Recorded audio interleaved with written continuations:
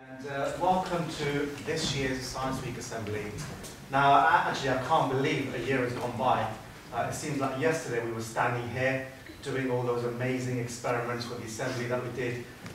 Who remembers the flying gliders? Yeah, they were pretty good fun. This year's theme. Now, this year's theme is connections. And I don't know whether it was a coincidence, but a few weeks ago we had the Children's Mental Health Week. Does anybody remember the theme for that week? Connections. Yeah, it was related to connection. It was let's connect. So I don't know whether that was done intentionally, but I think it's a nice overlap and it shows the importance of making connections around our lives. Okay, so very, very important in our daily lives and how the connections are made. They're fantastic. Mrs. West. Good morning. Well, for me, the most important scientific connection is not biology, it's not physics, and it's not chemistry. It's us. In this room, there are geniuses, and they are amazing innovators. But on their own, they're only as good as that one person. When we share, and when we discuss, and when we develop those ideas, we improve and we create innovation. So for us, the connection is ourselves. Absolutely love that. That's fantastic. So over to you guys now. What do you think connections mean in science or STEM? Let's have some volunteers. James? Atoms. Atoms, very good. And that's the example that I was going to use as well. Can you explain a bit more? Well, atoms have links together and they make up everything around us. Amazing. Fantastic, James. That's correct. So in chemistry, chemists are, and scientists are constantly working hard to come up with new materials, new substances for our evolving world, our evolving lives. And actually, atoms reacting together to form bonds. That's a chemical reaction. We get new substances, we get new material. Fantastic. Henry? Magnets. Good. Explain in more detail.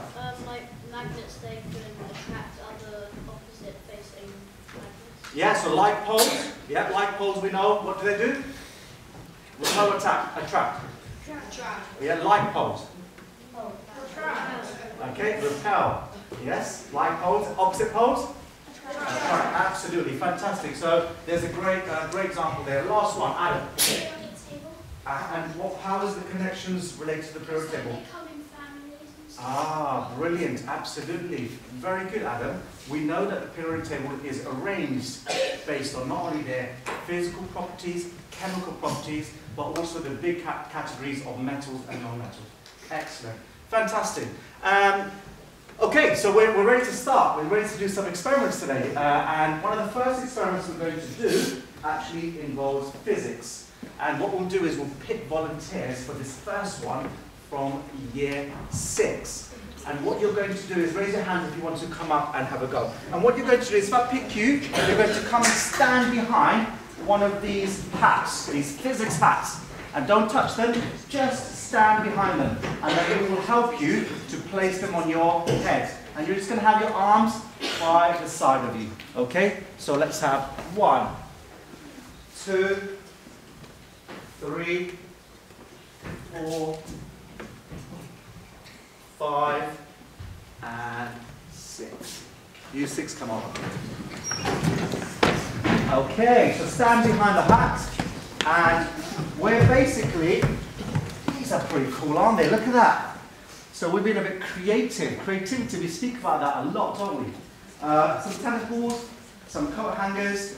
We've kind of twisted them, molded them, and we've stuck the tennis balls at the end, and we made these physics hats. Okay, so we'll just put them on here for a minute, and you can admire them. That's pretty cool, isn't it? Okay. Now you're going to be nice and still. Good. Now this is amazing because this helps us to understand things around us. Physics. Physics is the study of how things work. And essentially, physics is about being curious, asking questions, and getting answers to those questions by making observations, by doing experiments. And that's really, really key. So here is an example of an experiment which helps us to understand physics and forces. Lots of forces acting right now. What's the name of the force which is pulling the balls down towards the center of the Earth? Sterling. Gravity, absolutely. And we know forces always come in pairs, don't we? Yes?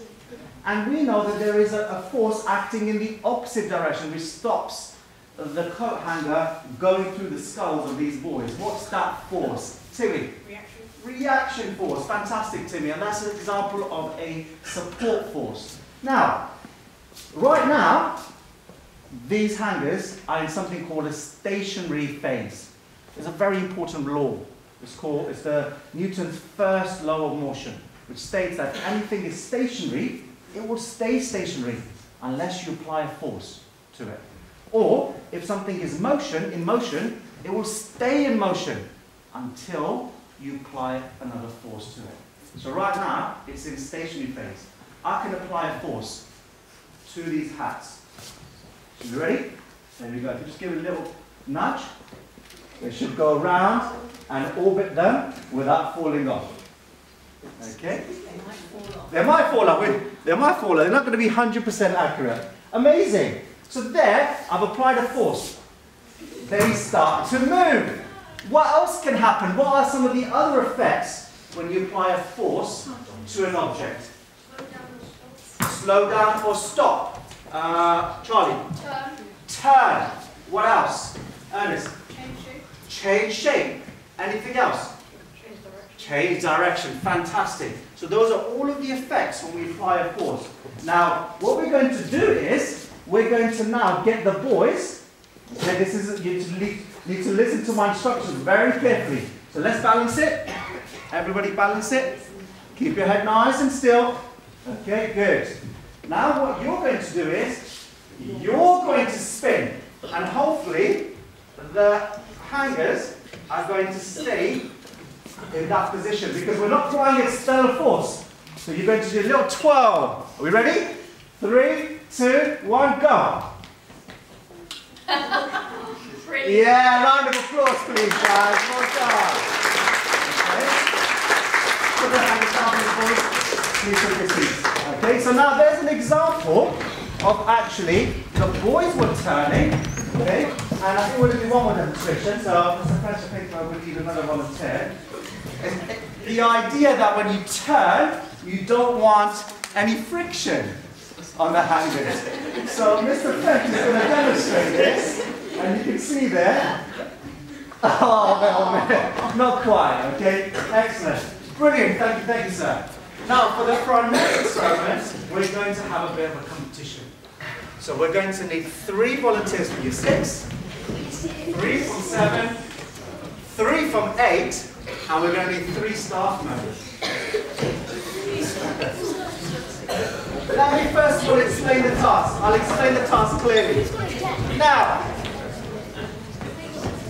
so, this challenge, you need to listen very carefully first. Don't touch the tables, otherwise it may go wrong. Now, this challenge also helps us to understand the idea of physics. And actually, in this example, we have a challenge. We want to get those eggs into the beaker without touching the egg itself. Do you think it's possible? Yes. Yes? How? Who might like to explain? Joe?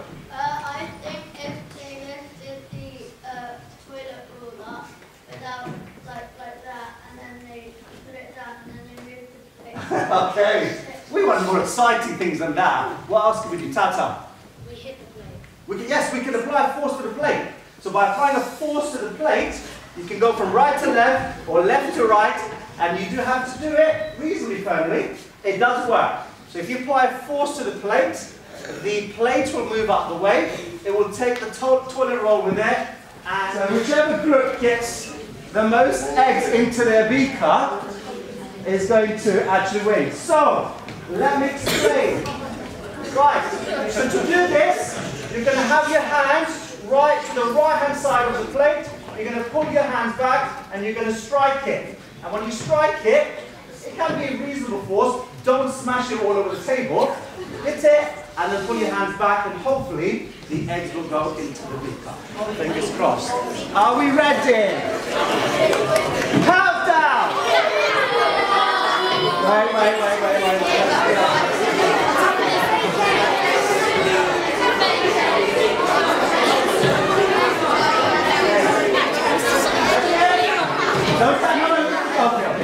Ready? 3, 2, 1, go!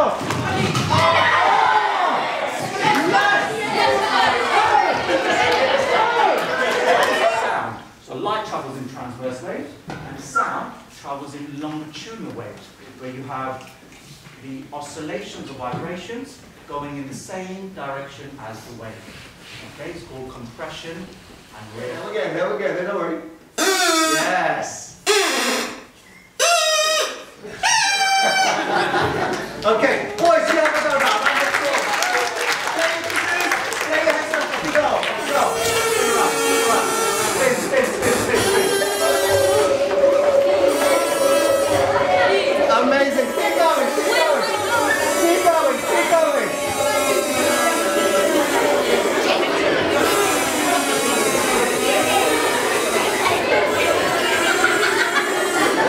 Our kazoos were making sound because the V shape of the kazoos was vibrating when you blow into it. The hex nut with the balloon, the hex nut has 6 sides. When you spin it, it rubs against the balloon, creates vibrations, we hear the sound. In the case for the tubes, they have ridges on the inside. As you spin them, the air vibrates against those ridges. Right now, they are vaporizing the fuel. They're turning it into what state? What state is it right now? What state is it right now, Arjun? Liquid. And if we're It's the same principle that rockets use that launch off into space. So they vaporize the oxygen at the bottom and then they shoot fire out the bottom and it goes up into the air. We don't want it to be shooting around. Shall I go first? You go first. We've got 2 different fuels. I have a weaker ethanol, and Mr. French has isopropyl alcohol, which should have very different characteristics, and we're looking for you to see the difference. Okay?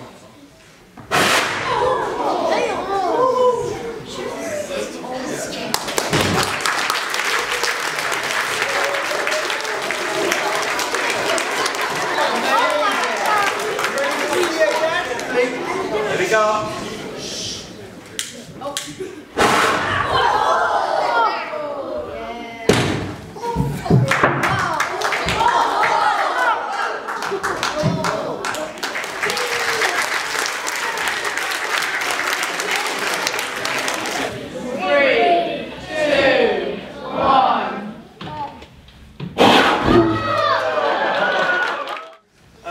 Working together are really, really important. So in this trick, what they're going to do is as follows. They're going to lay down on each other's legs, and then they're going to stabilize themselves, and they're going to create a human chair. And they have to be able to withstand all of their weight.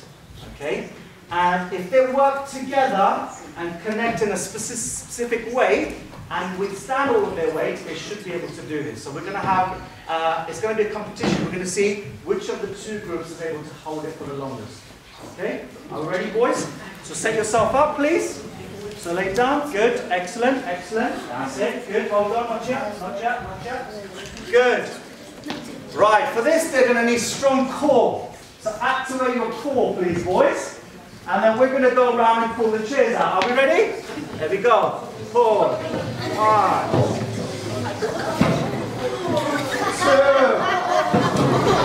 Look at that! Round of applause! Teamwork! Now rotate, boys, rotate! See if you can rotate! Look at that! Alright! Good job. Amazing! Round of applause!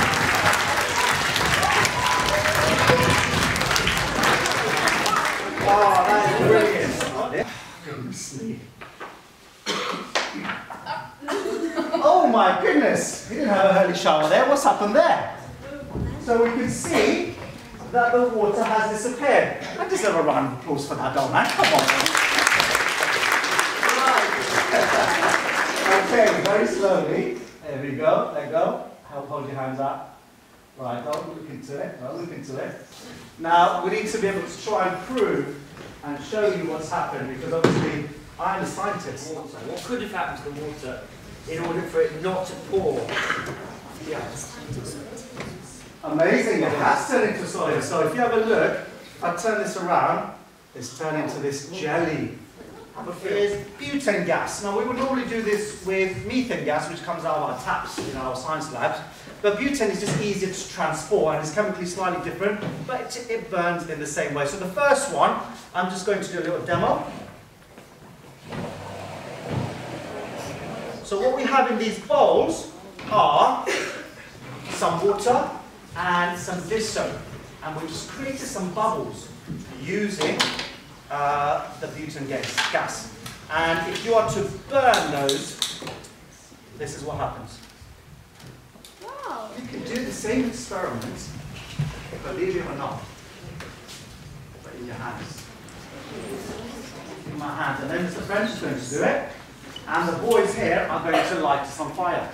Come forward, come forward, come forward, come forward, come forward. That's the same distance. Yes, okay. 3, 2, 1, go. Whoa! Amazing! Nice, phenomenal. Well done. I need a bit more. 3, 2, lighter first. 1, go. Amazing. And you don't feel anything. You just feel the heat, but you don't feel any burn because of the fact your hands are lubricated. Round of applause for the boys, please. I want to finish on this. First of all, I want to say a special thank you to Mrs. West because she has been working incredibly hard last week and the whole time she's here. She's been in every single classroom. She's helped to set all of this up and she's been coming in on the weekends and working late to be able to put this show on for you back. So this is the only time I'm going to let you stomp your feet and give a big clap. Go!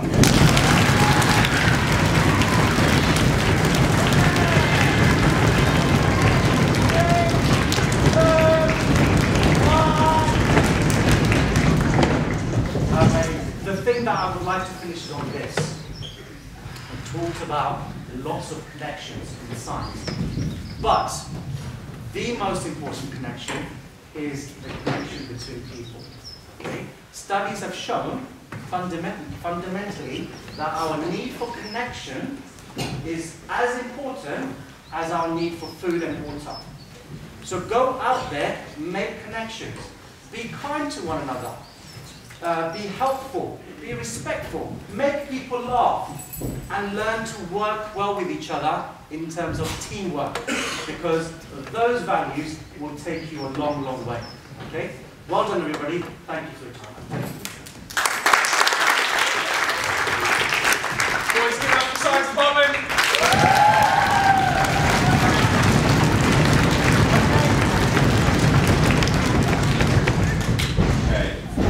Talk about connections. Who couldn't make a connection with this science department? Dr Sialvi, thank you. Mr French, Mr West, thank you. That's absolutely brilliant. And you are so lucky. You are so lucky. You've got 3 people here, Mr Panting as well, that inspire you in science. And those connections, and your connections, not just in science, but all your other subjects in the school, are so important. And we celebrate Science Week this week, but you're extremely lucky with the education you have here. So make sure, okay, you take something from Science Week, because this could be your future. It could be your future. You're connecting with science, a job for the future, university, senior school, etc. So let's give them another round of applause. Thank you.